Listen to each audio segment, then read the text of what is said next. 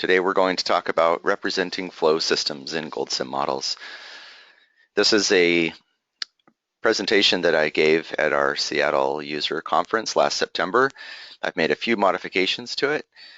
If you did attend our user conference, then this will be a refresher, but like I said, there is some new content in it that I've added, so it might be useful. Those of you new to this topic, I do think it will be very useful, if not for current or future project, for similar types of applications, even though they may not be water flow related. So the agenda of today's presentation is to first talk about planning and designing the model, and this doesn't have a lot to do with flow network modeling, this first point here, but I think it's important that we talk about it so that, well, because it plays such a big role in building the model and knowing how to approach the flow network of your model. So I'm adding that there. Also, after that, we'll talk about the nuts and bolts of representing a flow network in GoldSim. And as I've already noted, even though I focus in this presentation on water flow systems, it doesn't necessarily mean that you need to be using these concepts for that type of a model. It could be any type of flow type model. At the end, I'll discuss and show some model examples. So when you're building a GoldSim model, typically what you'll do is you'll build one of two types. I mean, I guess it could be a combination, but usually what happens is you end up building one or the other type of model depending on the purpose. The one on the left is what I would call a model that's used to answer a specific question. It might be something that your client comes to you and says, you know, how big does my pond need to be, or something like that, right? So they can go build it and spend a lot of money, and you want to make sure it's sized correctly so that they don't waste their money. So you build a model that just answers that question, right? And that's all it's used for. Nobody's really going to take the model and do things with it necessarily after you're done, but they just want an answer. So that's one kind of approach. Another one is that it's going to be used to be kind of like a calculator. It's an ongoing tool that that you'll hand over to end users at one or more end users, and they will take it and do things to it. They'll change inputs and try things, try scenarios and so forth. Depending on that flavor of model, you might want to construct it differently. So that's one thing to consider. The first thing we should do when we approach a model is say, what are the requirements? What's needed of this model? Before we dive in and say, this is what it's going to do, we should always step back and say, I don't know exactly how it's going to do things yet, but I just want to know what is required of us, what's required of the model, and that will help us determine what the level of effort will be, you know, in scoping it out and determining how many hours it'll take and so forth. So in addition to determining what is it supposed to do to fulfill these requirements, what is it not going to do? And it's important to also cover that in part of the scoping process of your project. And specifically, some of the examples of things you might talk about in this stage would be, how will we report the answer or results to our audience? What kind of audience do we have? Will we provide an interface on our model to access these results? What is the source of data? Do we want to provide access to all of the data, or only some, or lock down some of it? Do we want to provide some of it in external files? Also on the reporting, do we want to export to external files? What are the functional requirements of the model? What does it, what kind of problems is it trying to solve? Do we need to rely on other people with other expertise to join in and help us solve the problems in this model? will we need to tie in an outside algorithm to the model, for example. Another issue that comes up, and it's usually not noticed until down the road, but that's performance, and it's not necessarily an issue at the beginning, but it is something that you should consider at the beginning, knowing that it will come. Performance sometimes does become an issue if you're doing, for example, probabilistic modeling where you need to run many realizations, and so you should take care while you're designing the model to think about what are parts of our model that might cause a lot of slowdown in the runtime. Prime example of that, of course, is reading and writing to external files. So keep that in mind. Another one that comes up on performance is when you have unscheduled events that are occurring that you didn't anticipate.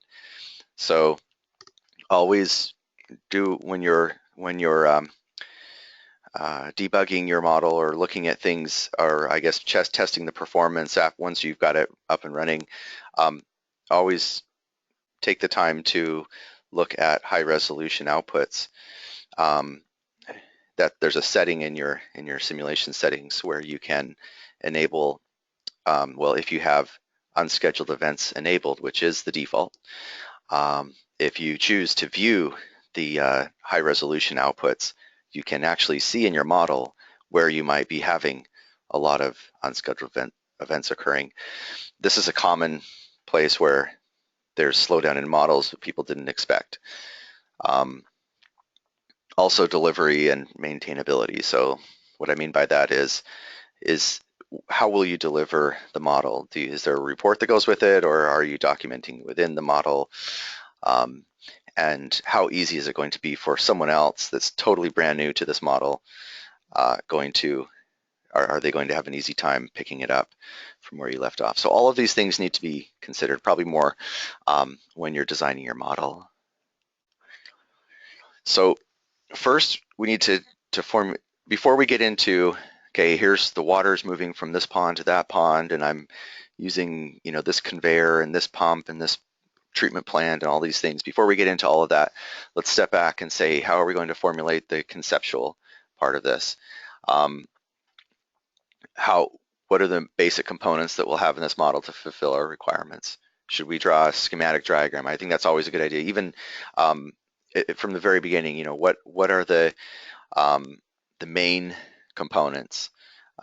So for example, if GoldSim is interfacing with the database or with Excel, with other files, just sketch it out and talk about, how do we think this will perform? Maybe we need to do some prototype testing where we build a very simple model and have it connect to these external files and see how that works before we implement it, that kind of thing. Okay, and then we should consider the model framework, and sometimes it's good to just start there, and it might just be empty containers, but at least in GoldSim it's just a way for you to kind of visualize how everything will be put together. This is a real model here at the root level of the model, and it's one that I worked on. What I've done here is I've categorized the main components of the model. It kind of organizes it into the basic framework where you've got the inputs that are driving the main model, which is right here in the middle. I have some interface, user interface dashboards over here on the right. I don't know what this result is doing here, but anyway, so most of the results would be over here. You'll see there's an influence line going into the model results, which is telling us that we have more than just results elements in there, because now in GoldSim there are no influence lines pointing to results elements. So what that means is I'm doing some post-processing of results in my model results container, which is fine to do that. I think that's probably a good idea, because it's not what you're doing in the model results is not supposed to be affecting the state of your system, right? The purpose is just reporting.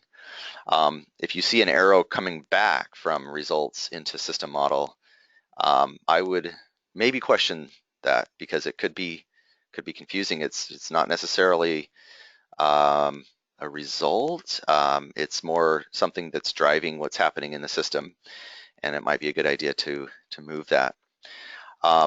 Something else you'll see here is this thing called MB check. I always do these with flow network models. This is a mass balance check, and all this does is check to make sure that the net, well, the total inflows minus the total outflows from the system minus any changes in storage during the time of the simulation equals 0, or is very close to 0. I give it some tolerance.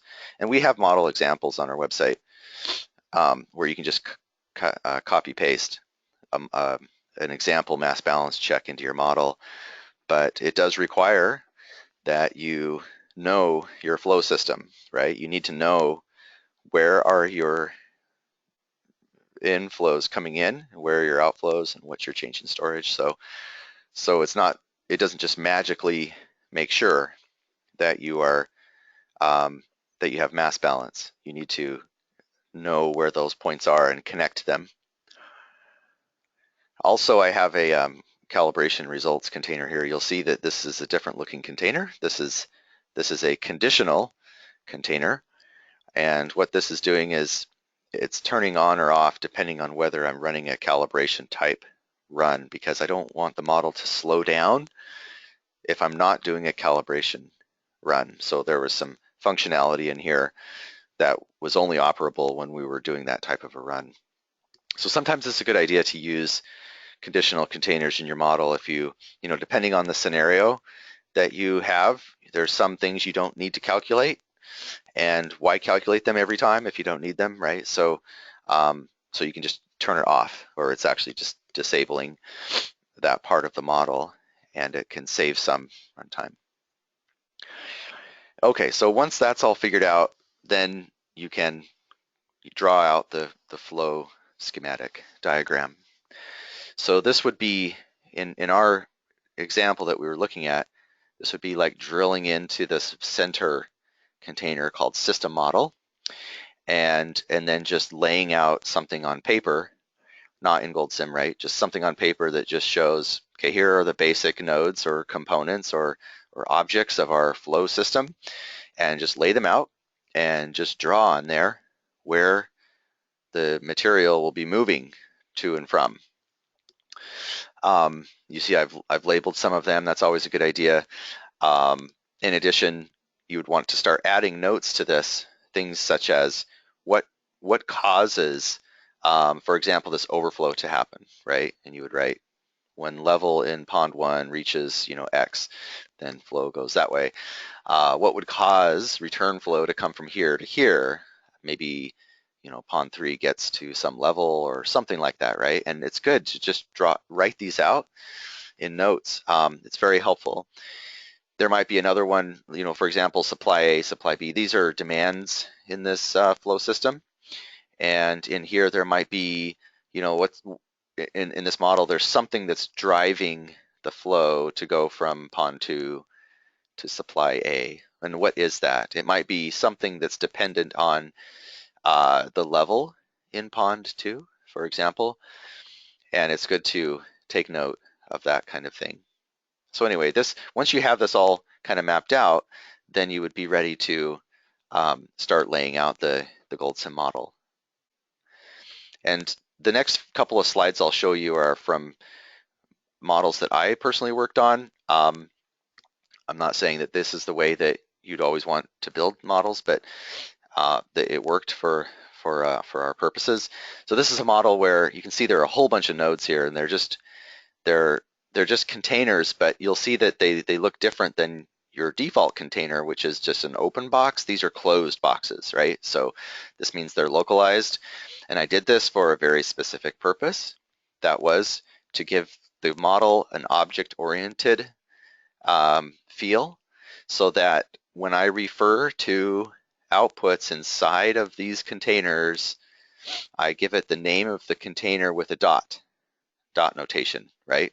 So the flow coming out of node N8 would be referred to as N8 dot outflow or something like that. That's what would be referred to in these other nodes from outside of that. I do still see quite a few models from people where they are not localizing containers, and I do highly recommend that you do that once you're talking about multiple objects in your system that all have, it doesn't have to be exactly the same functionality, but similar functionality. It does make sense to use localized containers. Another problem with not localizing your containers is you have to use different names for everything inside of them. You don't have local scope. It causes your names to be very long. So here's another example, and I've color coded the influence lines to differentiate between flows and logical influences. The blue line is water, and the black line is the logical influence. So what I mean by logical influence is that there's something in one node that is just information coming back to the other one, telling it, okay, I have this output, therefore make some decision and send more water this way, that kind of thing. And so the reason I colored it was that so that when you glance at this, you can easily see which way the water is moving in this flow network. Here's another one going even a step further, where I've differentiated between the different types of logical influences, red and gray. I actually don't remember what the difference was, but there was a difference when I built this. And I've also added custom images to the containers to represent the different components in this model. Okay, here's one more where you can see it's getting quite busy. I mean, it's a pretty complex flow network here. But you can see a couple of spots here. Like here's a gray arrow moving backward, indicating that there's some logic that's telling it upstream what to do downstream. Okay, so given that, though, that's what I just showed you is kind of the way I've been doing things, the way I've been seeing others do things over the years. And what I propose, what I'm going to be showing you after I talk a little bit more about developing a flow system, is an alternative approach. So we'll see what you think. But before we go there, let's just talk a little bit more about what we need to consider when we're developing a flow system. First of all, you have drivers and network state in your flow network. And what I mean by that is, let's say you have a pond and you're sending water from that pond to some demand. You can't send water to the demand if the water level is too low in this pond, right? So you have to monitor the state of that pond. I call that the state. It's part of the network state, and there might be other outputs in your flow network that you need to monitor that affect the flows that are calculated within the flow network itself. So these are outputs that drive the flows in the model. I think it's very important that you isolate these. Well, not isolate them, but find them and determine where they are and what they mean and how you can calculate them. Another important aspect of developing or concept when you're developing a model is the flow direction, or the direction of these drivers. Is your flow network downstream driven? So are there demands in the model that pull the water down, and then you just provide sources that just will give it whatever it needs? Or is it driven by pushing water from upstream? Is it just flood water that just moves down and you just have to deal with it as it comes down? Usually I would say it most of the time is probably neither. It's probably a combination, actually. It's probably going to be where you have water coming down you have to deal with, Sometimes it's too much, sometimes it's not enough, and you have demands in the system that need to pull it in, and sometimes they can't get what they want. Sometimes they don't want everything that's coming down, but sometimes they don't get enough. That's usually the case, and in that third case, obviously it is the most complicated type of flow model to deal with, but definitely doable in GoldSim. Okay, another thing to consider is, do you have more than one type of media that you're dealing with? Medium, I should say. And in the cases that I've been showing you, it's water, but you could have water and sediments. You could have rocks. You could have widgets, money, people. So it doesn't have to be just water in a flow network. Also, do you have contaminants? And if you do, you should probably consider using the contaminant transport module of GoldSim, where you might have contamination within the medium that you're working with. Another one that's a little bit more advanced topic is feedback loops, but we do need to consider it because they will happen in your flow network. Do you have feedback loops in your model? And most of the time, yes. In the examples that I showed you, all of them, they had them. And what that is you have, let's say, a return flow that affects the flow that was coming into it in the first place. So it's a function of itself, essentially.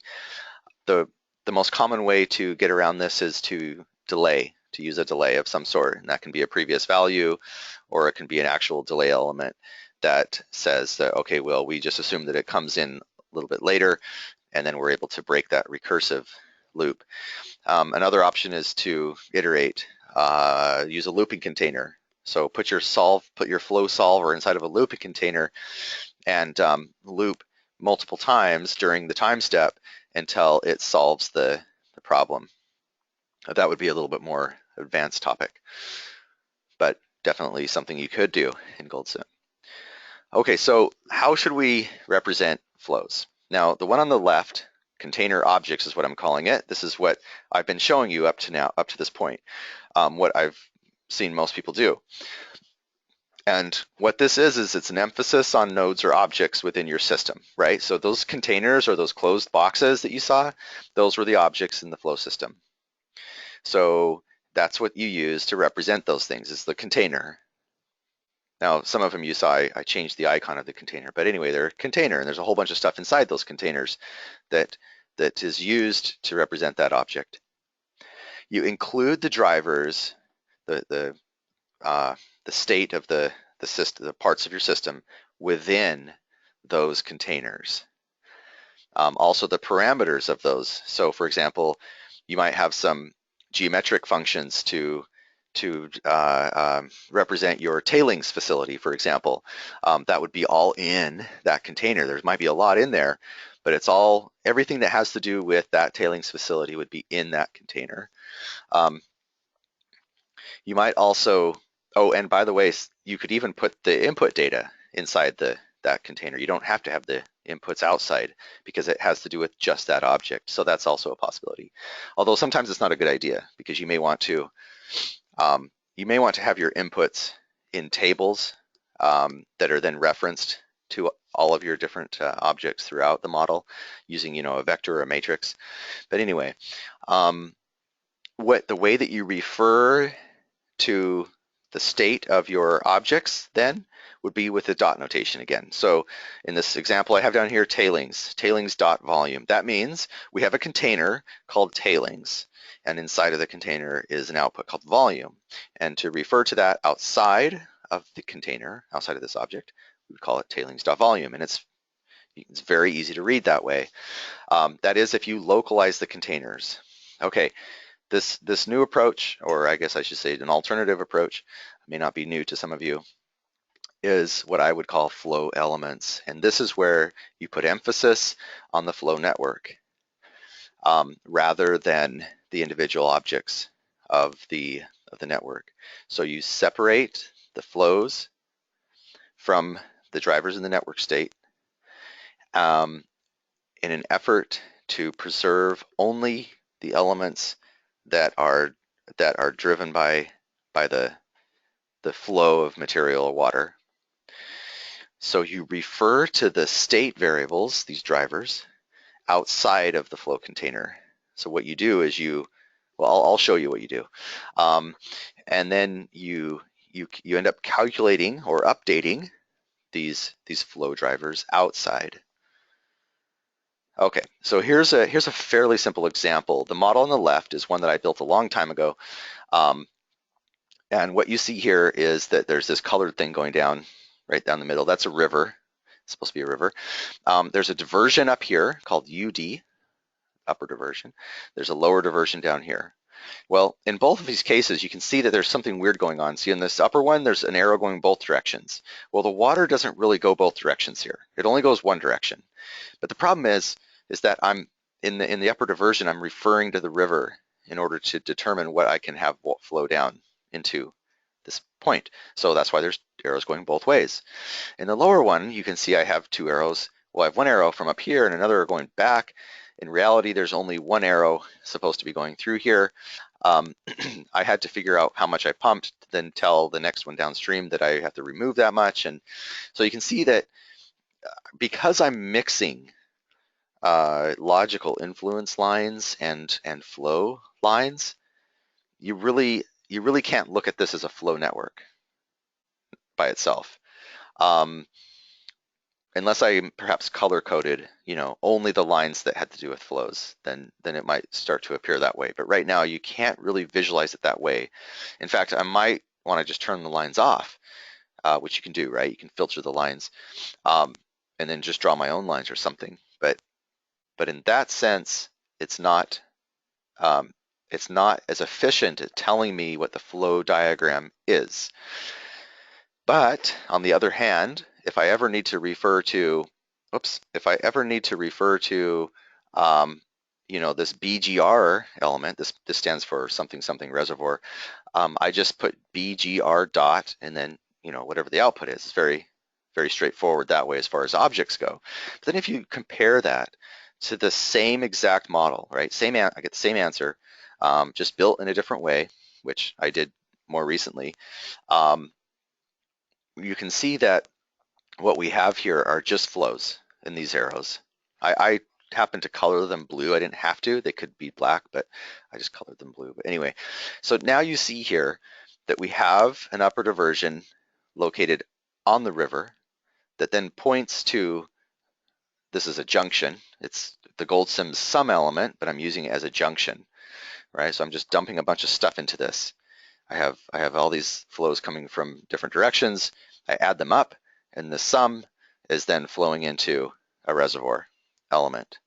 Now, those of you familiar with GoldSim, you'll notice that I have an outline around my input port on the reservoir, right, indicating that I have information driving this reservoir volume coming from outside of the view that we're in.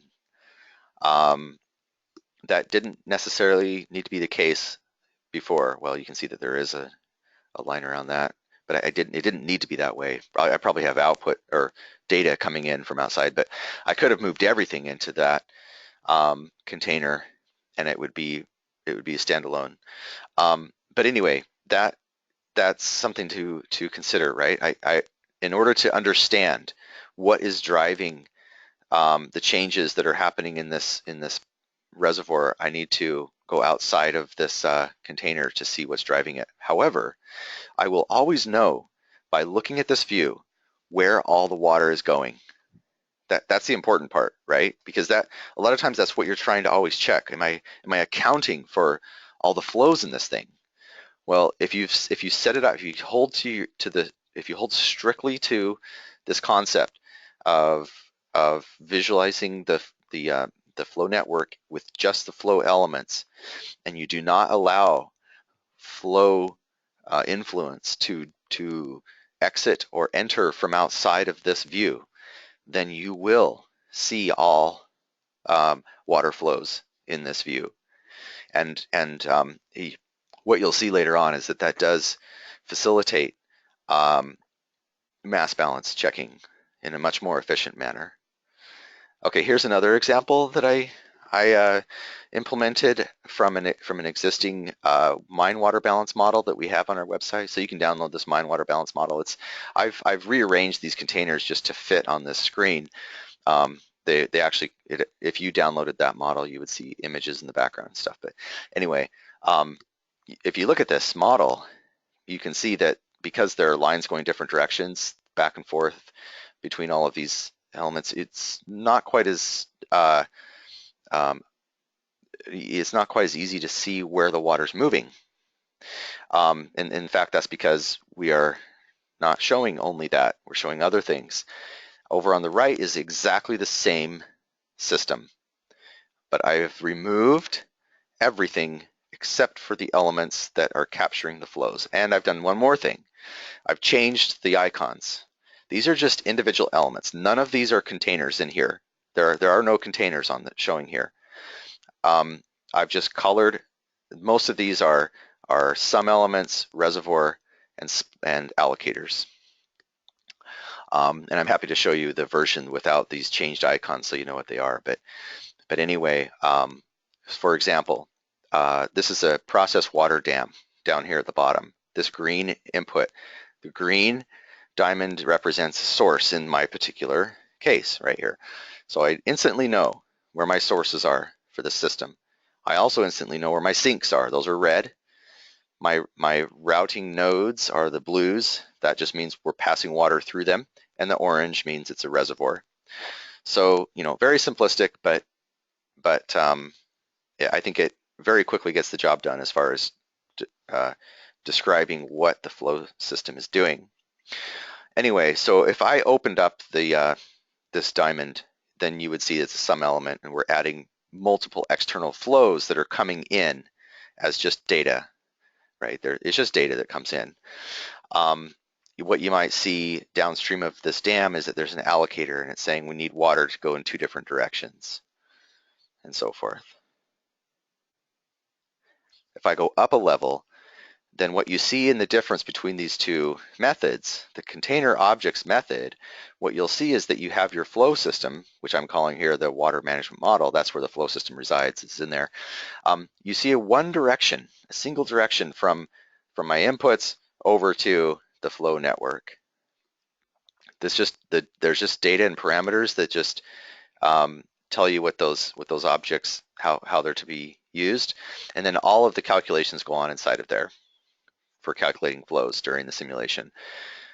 Alternatively, the other option, if I only have these 2 containers at the upper level, then I am forced to move the drivers of the flows, what's telling us to turn pumps on and off, that kind of thing, is all moved into the inputs container, and therefore you see this loop.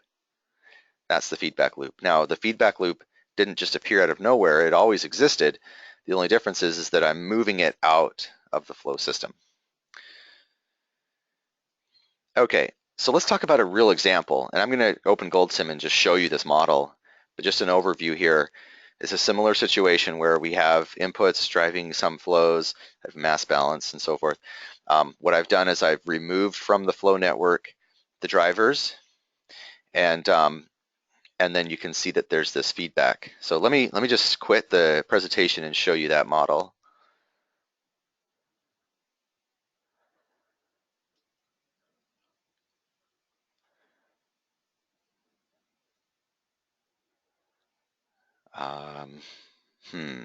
I guess I better save it. Okay, let's see. This is the existing model. And just to review, this is a model you can download from our website. It's a simple pond routing model. And if you go into each of these containers, you see that we have some upstream flow. Here's my flow data. So you run the model, flow data looks like that. And it comes into some river diversion, and we divert a little bit of water to pond 1. The rest goes back down to the river. Okay, and the water that comes into pond 1, you can see there's the arrows pointing into here. We have some overflow that can go over here and return flows back. The one arrow that I want to point you to is this one here, and let me highlight it. Okay, this one is not water flowing. There is no water that flows from pond 2 to pond 1. But inside of pond 2, if I go in there, you'll see there's a pump. And if I go into the pump, you'll see that there is a status element that is watching the value of its reservoir volume. I can open it and show you. So see, it's looking at the volume in the reservoir. That's the state of this flow network, right? Of a component of the network anyway. So this is a state variable here, and we are monitoring it in order to tell us what the pump request is going to be that's going to remove water from the upstream pond and bring it into here. So in other words, if this pond is too low, let me go up a level. If pond 2 is too low, we're going to ask for water from pond 1 and see if we can get it and bring it down. Okay, so let me open it in the other version. I'll put these side by side.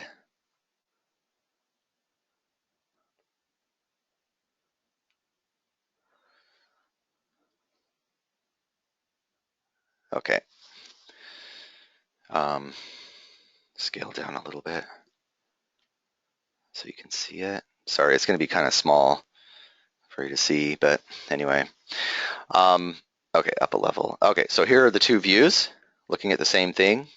Whoops, 7, 5. Okay, and you can see that what I've done here on this side is I've added this this flow loop. So let's go inside the flow network on both of these. And now what you can see, it probably looks a little more complicated on the right at first, but and that's only because I have two elements for the reservoirs. So for each reservoir, I have the reservoir itself and an allocator. The allocator is there just to distribute any withdrawals that are made from the pond. It's very important to consider using that because usually there are more than one type of outflow on a pond. Let me open up this one, the simplest one. You can see there's evaporation. So usually a pond is outside and it has, natural losses that you want to add to it. So I have some natural losses here, and I also have a pump request being made here. And all I'm doing is I'm allocating the total withdrawal that's made at this reservoir. So this is pond 1 dot withdrawal. I'm saying of that water we're withdrawing from pond 1, I'm just going to allocate some of it to evaporation and some of it to pond 2. And these are the drivers driving the flow to evaporation and to pump 2. So note I said that word, drivers. That's very important. These are indeed both drivers in this model. And I can see them by just right-clicking on this element and doing a function of. And I can see that there's an evaporation rate and a pump 2 request. Both of these are located. If I go here, you'll see up here at the top it says flow drivers. So let me just show you where I am at the moment. Okay, if I go up here to the top, you'll see I have a flow drivers container. Actually, I don't need to be zoomed out so far, I don't think. Let's see. Okay, so the flow drivers all go here. These are the things that are causing water to move around. And I did that. The way I found those is I looked at this model on the left and I said, what is telling us to move water from pond 1 to pond 2? What drives that? Well, the thing that drives that is that there's a pump in over here that is actually probably in the real world, the pump would probably be next to pond 1, but anyway, there's a pump that is saying, okay, the water level at pond 2 is getting low, so I need you to send water down. Okay, well that tells me right now that the state of pond 2 is important. That's a driver. I need to move that. I need to make a reference to that anyway in my flow drivers container. So if I come over here to my flow drivers container, you'll see that next to this is a line coming in that says state. Okay, so all that is a reference to the state of some of my outputs in the flow network. I can double click on the line and I can see what those are. Pond 1, pond 2, and pond 3. Okay, those are the state variables of my flow network that I'm interested in monitoring. And the reason I'm interested in them is because I'm calculating flow drivers based on those values. All right, so let's go inside here. There it is. I highlighted it yellow to make it noticeable here, but this pond flow vector is essentially just a table of all of my pond values that I just kind of grouped into one little table. I did that using a vector constructor, by the way. I don't have to do it this way. I could have created a data element vector, right? And then put these references into each row, but I just did it with a vector constructor. Anyway, it's just referring to the pond values. That's all it's doing. Pond 1, 2, and 3. And then from that, I make decisions. For example, when should I turn pump 3 on? If I open this up, you'll see it says on true. Okay, that means I turn it on. I turn the pump on when pond 3, right, from the pond vector, pond 3, is less than some operating target that I've specified in my inputs. This is a user-defined field, right, that somebody specifies. Once we drop below that target, minus a little bit more, then we turn this pump on. Oh, and then we turn it off, of course, with this one. Turn the pond off when it goes above some operating target, plus a little more. I do the plus a little more because that's what we call a dead band in control logic. And it's very useful for when you're turning pumps on and off. So now what we end up with is not the pump flow, right? This is a request that we're making. That's it. All we're doing is making a request on another pond with this logic. So there's no water involved in here in my flow drivers. This is not water moving. This is information. Okay, it's logical influences. All right, I come back up. Those influences are this red line feedback coming back to our flow network. Then I come back into the flow network and I come, for example, into pond 1, and you see right here my withdrawal rate, evaporation rate. That's one of the coming from the drivers. That was just evaporation. But here's the one, pump 2 request. See, we're making a request on that pond. That's one of the drivers. Okay, so I have inflows, actual water that comes into the pond. That's in the addition rate.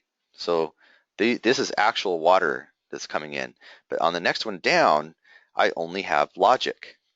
No, this is not water coming out necessarily. This is information saying, I want this. I'm not sure I can get it, right? But I want it.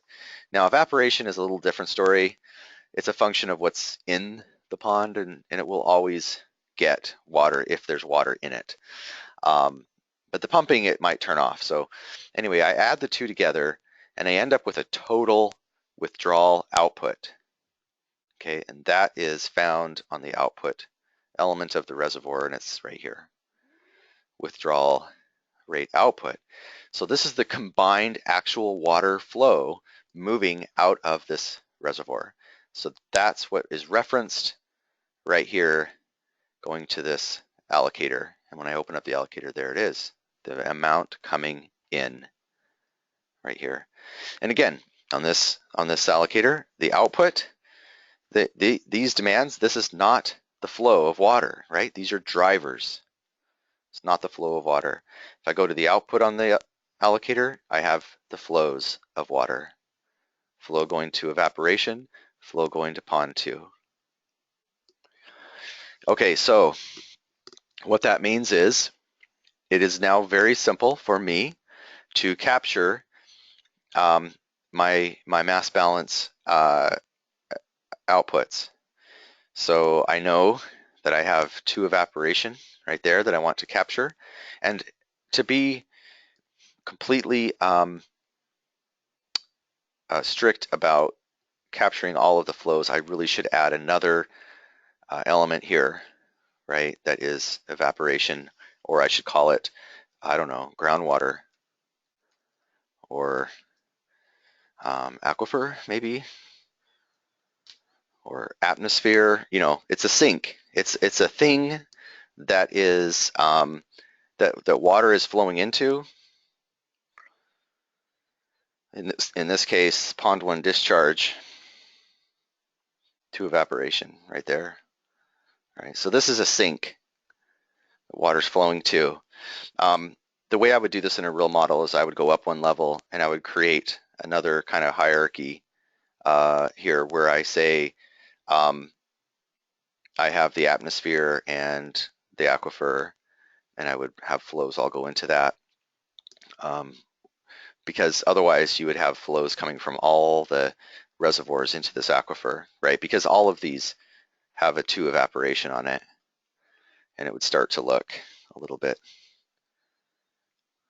more complicated. So if I said pond 2 discharge to evaporations, for example, now I have, flow going from there to there. Maybe it's not that bad. I guess it just depends. I mean, where am I going to put this thing, right? Maybe right in the middle or something. But anyway, you see what I'm getting at. Okay, so with that said, now it's very easy to come up with my mass balance. I just come out here, and it's just a matter of summing up all my inflows and summing up all of my outflows. And these are all just references to the flow network right there. All right.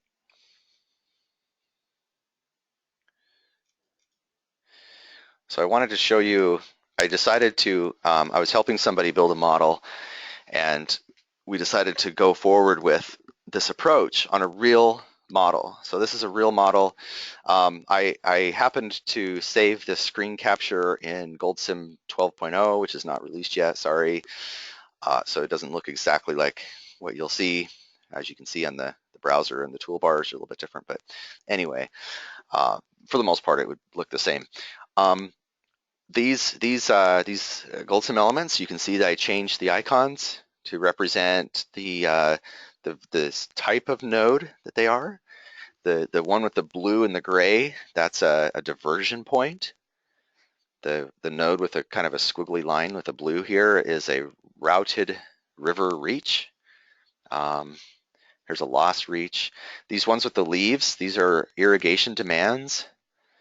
But we held to very strict rules here on capturing all flows.